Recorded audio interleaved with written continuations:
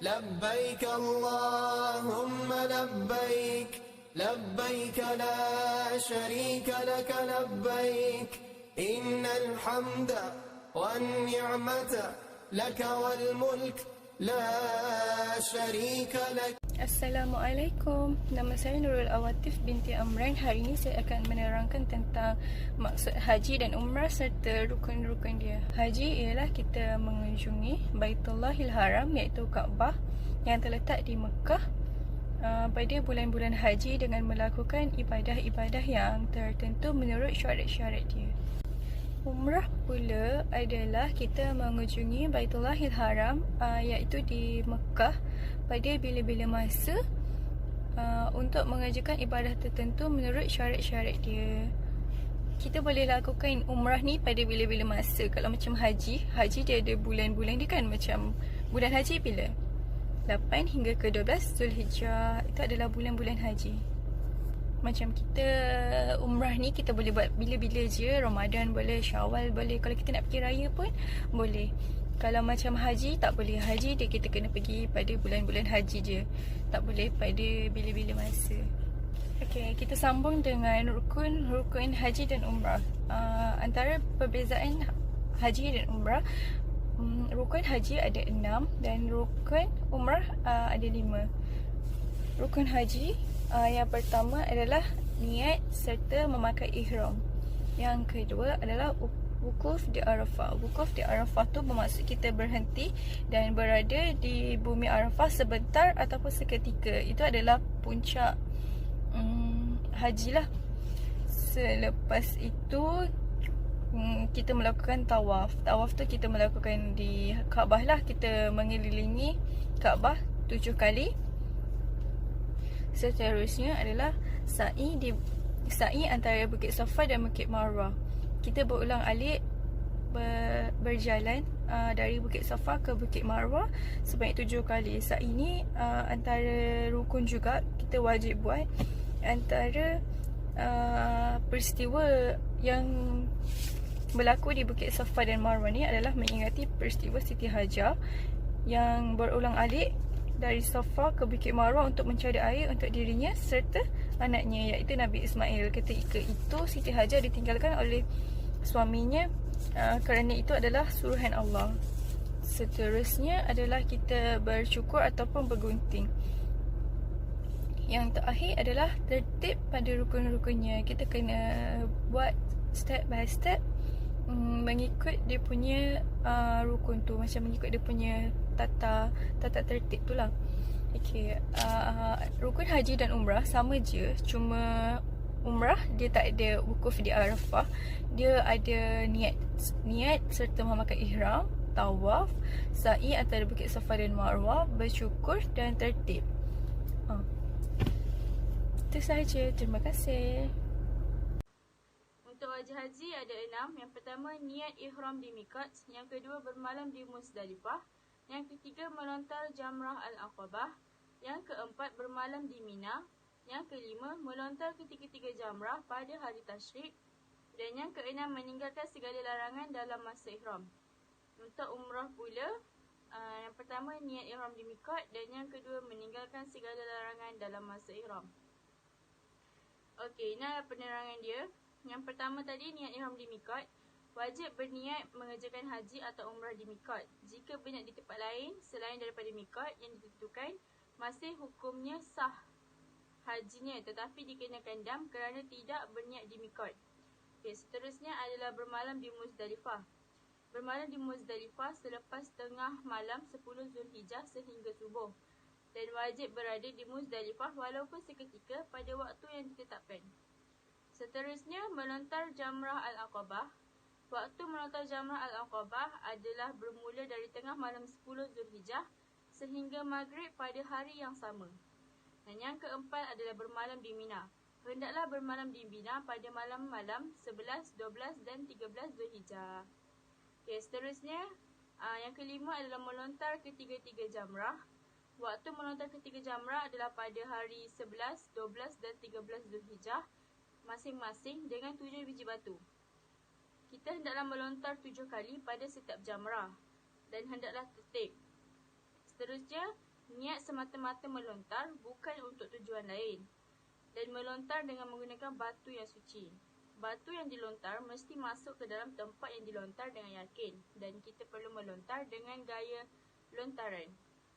Melontar dengan menggunakan tangan dan dilarang melontar untuk orang lain, melainkan telah melontar untuk diri sendiri.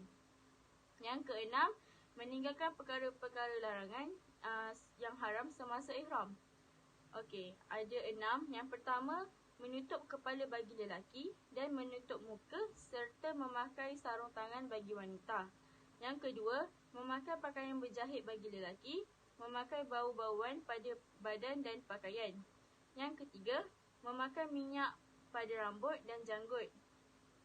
Yang keempat, membunuh binatang buruan, bercumbuan yang menaikkan nafsu syahwat. Yang kelima, bersetubuh. Dan yang keenam, melakukan akad nikah, mewakili pernikahan atau menikah.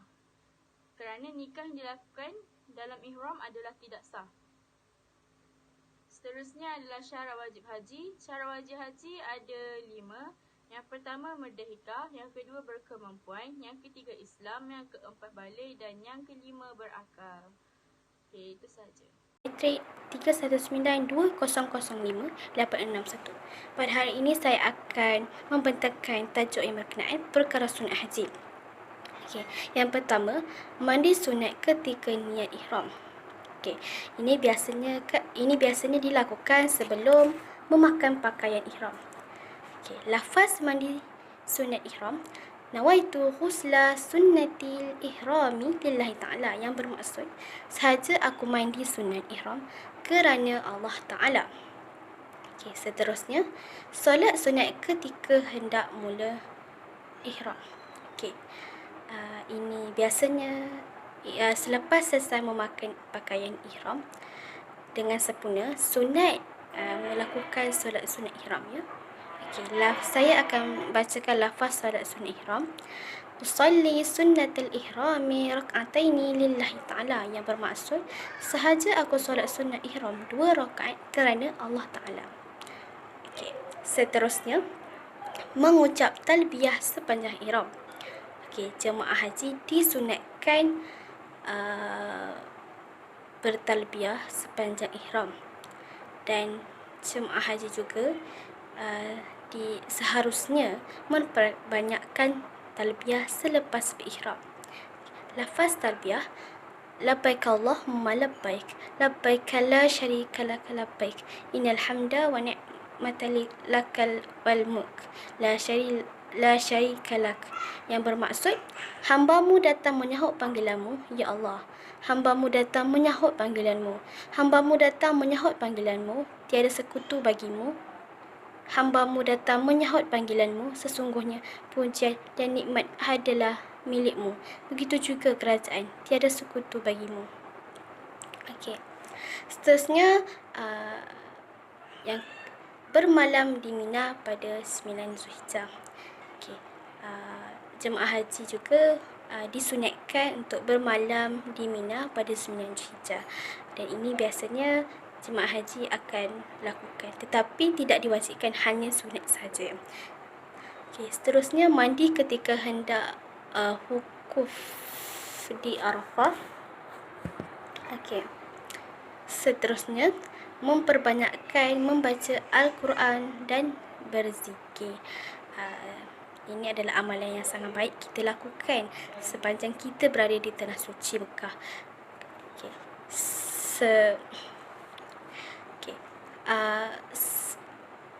Kerana hanya perkara sunat. Okey, selain perkara sunat juga, ini juga dikira mendapat pahala apabila kita melakukannya. Apabila kita berada di tanah suci, semestinya kita hendak merebut peluang ini dengan memperbanyakkan membuat amalan dan sebagainya. Seterusnya, solat sunat selepas tawaf. Okey, solat sunat ini dilakukan di belakang makam Ibrahim.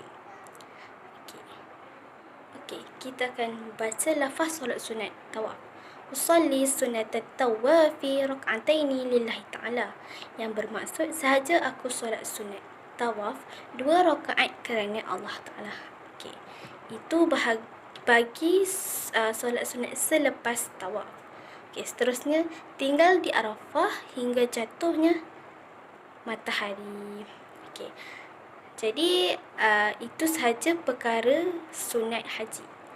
Seterusnya kita masuk kepada perkara yang membatalkan haji. Sahaja aku solat sunat tawaf 2 rakaat kerana Allah Ta'ala. Okey. Perkara yang membatalkan haji yang pertama ialah tidak melakukan semua rukun haji dengan sempurna mengikut syarat-syaratnya. Okey. Ini bermaksud andai kita apabila haji seseorang itu batal, maka wajib baginya berhaji kembali ke tahun berikutnya apabila ia mampu. Sebagaimana yang saya telah terangkan dan saya telah jelaskan berkenaan dengan mampu. Kerana jika seseorang itu mampu dan dia seharusnya atau diwajibkan untuk melakukan semula bagi yang berkemampuan, kerana kewajipan haji ini bersifat segera setelah ada kemampuan. Okey, jadi bila kemampuan diwajibkan segera melakukan semula. Jadi seterusnya melakukan persetubuhan ihram kecuali sesudah tahallul awal. Okey. Andai ia dilakukan sebelum melempar jumrah Aqabah, apabila dilakukan setelah melempar jumrah amula dan sebelum tawaf ifadah, hajinya tidak batal, tetapi ia berdosalah.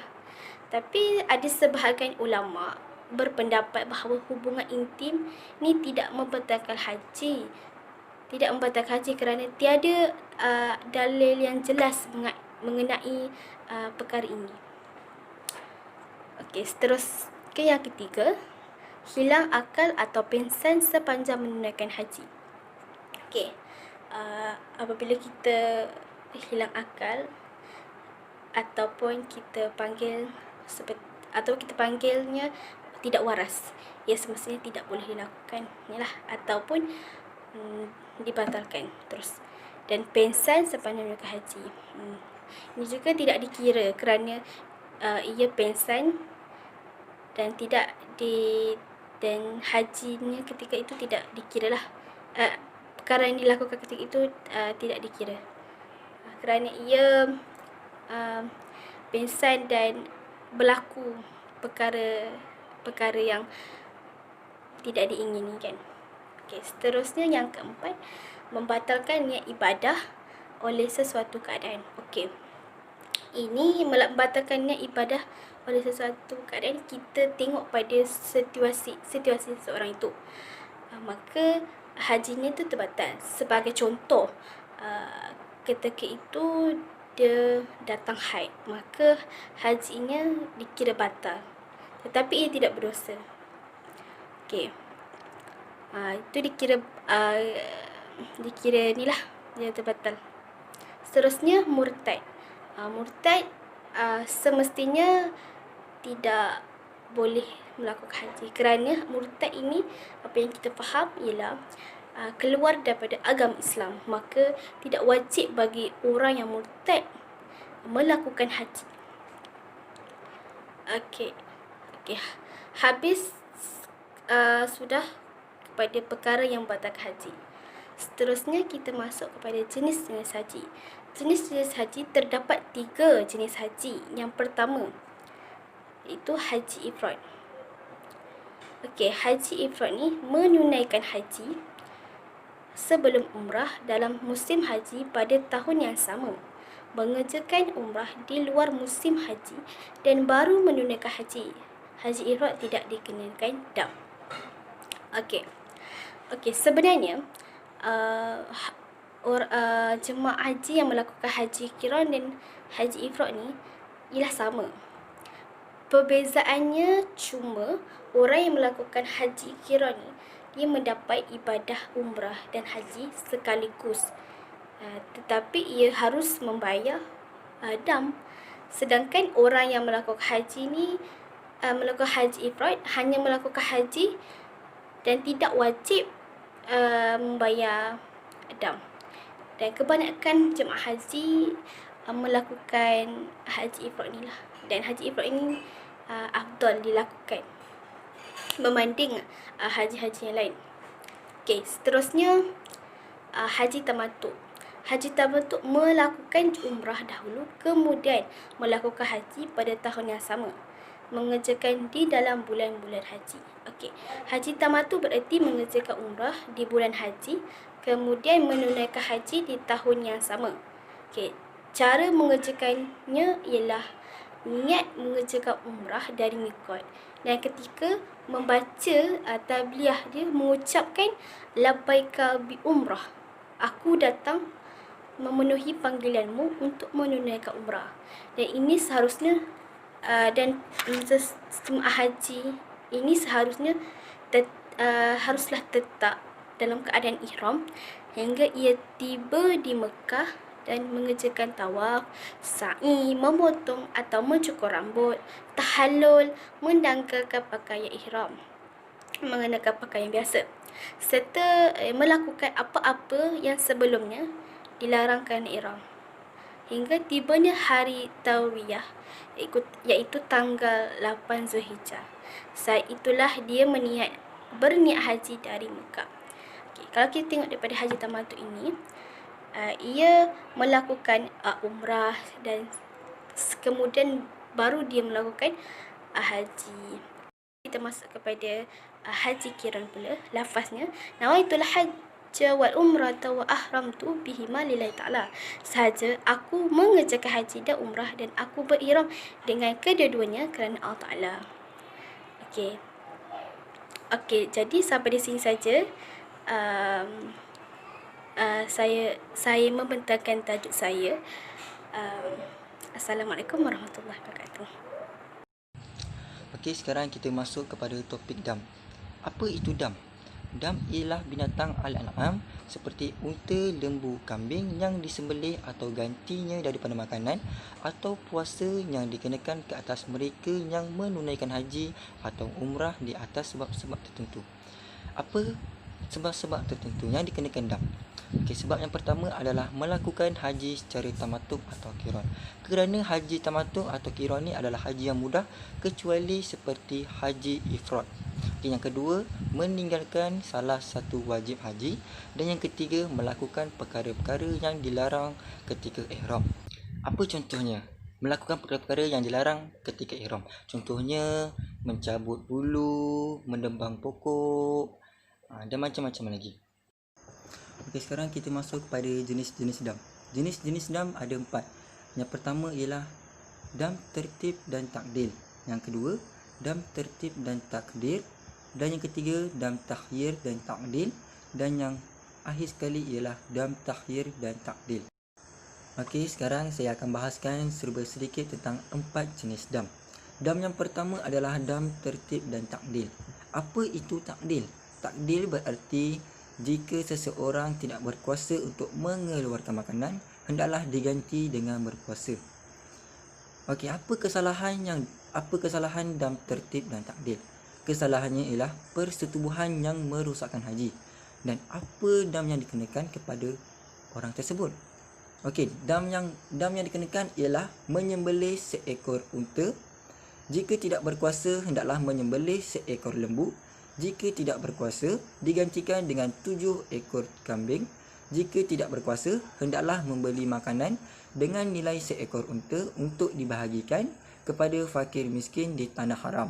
Dan jika tidak berpuasa juga, hendaklah berpuasa beberapa hari sebanyak bilangan cupak makanan yang dapat dibeli dengan nilai seekor unta. Dan dam ini dikenakan untuk suami sahaja.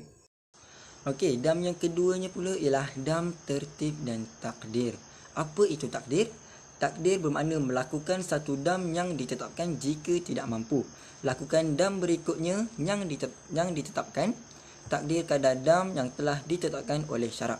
Okey, apa sebab-sebab dikenakan dam tertib dan takdir? Okey, sebab yang pertama ialah ihram tamatuk dengan syarat-syaratnya. Yang keduanya ialah ihram qiran dengan syarat-syaratnya. Yang ketiga, tidak berniat ihram di miqat. Dan yang keempat, luput wukuf di Arafah. Yang kelima, tidak melontar jamrah. Yang keenam, tidak mabit di Mina dengan syarat-syaratnya. Yang ketujuh, tidak mabit di Muzdalifah dengan syarat-syaratnya. Yang ke-8, meninggalkan tawaf wada'. Dan yang ke-9, melanggar nazar semasa mengerjakan haji. Okey, apa itu mabit? Seperti tidak mabit di Mina, tidak mabit di Muzdalifah. Okey, tidak mabit ni bermaksud tidak bermalam. Okey, apa dam yang dikenakan kepada orang tersebut? Dam yang dikenakan ialah menyembelih seekor kibas atau kambing atau 1/7 daripada lembu atau unta atau kerbau. Jika tidak mampu, hendaklah berpuasa 10 hari, 3 hari di masa haji dan 7 hari apabila ia balik ke tempatnya. Jika tidak berupaya dengan sebab tua, hendaklah dikeluarkan 1 cupak tiap-tiap 1 hari, yakni 10 cupak. Jika tidak berdaya juga, tertanggunglah di atas zimmahnya. Okey, sekarang kita masuk kepada yang ketiga, iaitu dam takhyir dan takdir. Apa itu takhyir? Takhyir bererti boleh dipilih satu daripada perkara-perkara yang ditetapkan. Apa sebab-sebab yang dikenakan dam tersebut? Okey, sebab yang pertama adalah memburu binatang yang halal dimakan atau membinasakannya di tanah haram atau halal semasa dalam ihram. Yang kedua ialah memburu binatang yang halal dimakan atau membinasakannya di tanah haram Makkah semasa dalam ihram atau tidak berihram. Selain itu, binatang belalang juga adalah binatang buruan. Ataupun memotong, menebang atau mencabut pokok di tanah haram kecuali pokok yang telah mati. Okey, apa dam yang dikenakan kepada orang tersebut? Dam yang dikenakan ialah menyembelih binatang mengikut bandingan binatang yang diburu. Jika rusa, bandingannya lembu. Jika kijang, bandingannya kambing. Atau membeli makanan dengan nilai harga binatang bandingan dan dibahagikan kepada fakir dan miskin di Makkah. Ataupun hendaklah berpuasa beberapa hari sebanyak bilangan cupak makanan yang dapat dibeli dengan harga nilainya, iaitu 1 cupak 1 hari. Okey, kemudian bahagian memotong, menebang atau mencabut pokok di tanah haram, dia sama juga seperti memburu binatang. Dam yang dikenakan ialah mengikut bandingan pokok yang dipotong atau ditebang atau dicabut. Jika pokok besar, bandingannya lembu. Jika kecil, bandingannya kambing. Atau maka damnya sama seperti peraturan dam memburu binatang buruan, iaitu kena membeli makanan atau berpuasa. Okey, kita masuk kepada yang terakhir, iaitu dam yang keempat adalah dam takhyir dan takdir. Apa maksud dam takhyir dan takdir? Maksudnya ialah ketetapan pada barang yang boleh diganti. Apa sebab-sebab yang dikenakan dam? Okey, sebabnya yang pertama adalah membuang atau mencabut atau menggunting 3 helai rambut atau bulu dari mana-mana anggota. Yang kedua, memakai pakaian yang dilarang dalam ihram. Yang ketiga, memotong atau menanggalkan atau membinasakan kuku. Yang keempat, memakai bau-bauan. Yang kelima, memakai minyak di kepala atau janggut atau semua bulu muka selain daripada bulu yang tumbuh di pipi dan dahi. Dan yang keenam, melakukan perkara permulaan persetubuhan. Yang ketujuh, melakukan persetubuhan selepas selesai tahallul tetapi belum selesai tahallul kedua. Dan yang terakhir sekali, iaitu yang ke-8, melakukan persetubuhan selepas persetubuhan yang merosakkan haji atau umrah. Okey, apa dam yang dikenakan kepada orang tersebut? Okey, dam yang dikenakan ialah menyembelih seekor kibas atau kambing atau 1/7 unta. Atau jika tidak mampu, hendaklah bersedekah kepada 6 orang fakir miskin sebanyak 2 cupak makanan tiap-tiap seorang. Atau jika tidak mampu lagi, hendaklah berpuasa 3 hari. Okey, topik yang seterusnya ialah tahallul. Apa maksud tahallul? Tahallul ialah keluar dari ihram haji atau umrah ataupun melepaskan diri daripada larangan dalam masa ihram. Okey, tahallul haji terbahagi kepada dua, iaitu tahallul awal dan juga tahallul sani. Okey, tahallul awal terhasil apabila jemaah haji selesai mengerjakan dua daripada perkara tersebut. Yang pertama ialah melontar jamrah kubra, yang kedua tawaf rukun dan sa'i, dan yang ketiga bercukur atau bergunting. Jemaah haji yang telah tahallul awal boleh melakukan perkara-perkara yang dilarang semasa ihram kecuali 3 perkara. Yang pertama ialah berkahwin, yang kedua ialah mukadimah persetubuhan, dan yang ketiga ialah bersetubuh. Okey, kemudian tahallul sani. Apa maksud tahallul sani? Okey, tahallul sani ialah yang terhasil apabila selesai mengerjakan semua amalan tersebut. Yang pertama ialah melontar jamrah kubra, yang kedua ialah tawaf rukun dan sa'i, dan yang ketiga bercukur atau bergunting. Okey, dengan tahallul sani semua larangan ihram boleh dilakukan. Okey, apa perbezaan tahallul awal dengan tahallul sani? Okey, perbezaannya ialah dari segi larangan. Tahallul awal ni walaupun dia sudah keluar daripada haji atau umrah, dia masih dilarang berkahwin, mukadimah persetubuhan atau bersetubuh. Dan tahallul sani pula tiada larangan. Okey, sekarang kita masuk pada topik nafar. Apakah maksud nafar? Nafar bermaksud meninggalkan Mina dengan niat tidak akan kembali ke Mina lagi. Okey, nafar terbahagi kepada dua bahagian. Yang pertama ialah nafar awal. Nafar awal ialah beredar meninggalkan Mina lebih awal, iaitu bermalam hanya 2 malam dan melontar hanya 2 hari, iaitu 11 dan 12 Zulhijjah dengan syarat-syaratnya. Dengan syarat-syaratnya, apa syarat-syaratnya? Syarat-syaratnya ialah telah sempurna bermalam, iaitu mabit di Mina pada malam 11 dan 12 Zulhijjah. Yang kedua, telah menyempurnakan lontaran ketiga-tiga jamrah pada 11 dan 12 Zulhijjah. Yang ketiga, berdakasat untuk melakukan nafar awal. Yang keempat, meninggalkan Mina sebelum maghrib pada 12 Zulhijjah. Dan yang terakhir sekali, tidak berazam untuk kembali lagi ke Mina.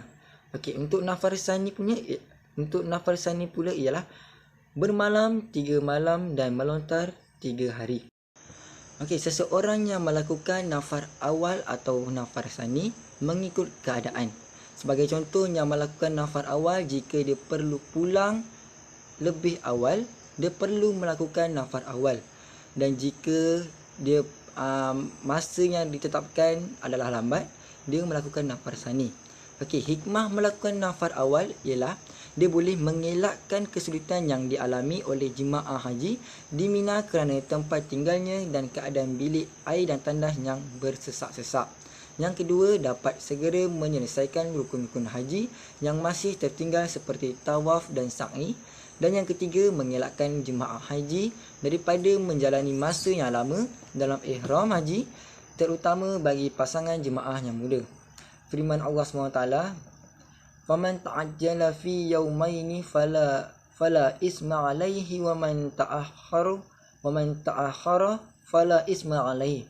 Maksudnya, sesiapa yang segera, yakni meninggalkan Mina pada hari yang kedua, maka ia tidaklah berdosa. Dan sesiapa yang melambatkan, iaitu meninggalkan Mina, maka ia juga tidak berdosa. Okey, di sini saya akan menjelaskan tentang dalil kewajipan menunaikan haji dan umrah. Bismillahirrahmanirrahim. Wa atimul hajja wal umrata lillah. Maksudnya, dan sempurnakanlah ibadah haji dan umrah kerana Allah. Dalam surah Al-Baqarah ayat 196. Seterusnya, apakah lafaz niat haji dan umrah? Okey, saya akan membacakannya. Nawaitul hajja wa ahramtu bihi lillahi ta'ala. Sahaja aku mengerjakan haji dan berihram dengannya kerana Allah Ta'ala. Dan lafaz niat umrah pula, nawaitul umrata wa ahramtu biha lillahi ta'ala. Sahaja aku mengerjakan umrah dan aku berihram dengannya kerana Allah Ta'ala. Okey, sebelum kumpulan kami mengakhiri tajuk perbincangan, saya akan menjelaskan tentang kelebihan menunaikan haji dan umrah. Yang pertama, bersih seperti bayi yang baru dilahirkan. Yang kedua ialah di antara jihad yang paling utama. Yang ketiga, mendapat ganjaran dan pengampunan dosa daripada Allah SWT. Dan yang terakhir sekali iaitu yang keempat, menjadi tetamu agung kepada Allah. Okey, itu sahaja tajuk perbincangan kami pada hari ini. Segala yang baik itu datang daripada Allah dan segala yang tidak baik itu datang daripada kelemahan kami sendiri. Semoga apa yang kami kongsikan ini bermanfaat untuk kamu semua. Saya akhiri perbincangan kami hari ini dengan ucapan Assalamualaikum warahmatullahi wabarakatuh.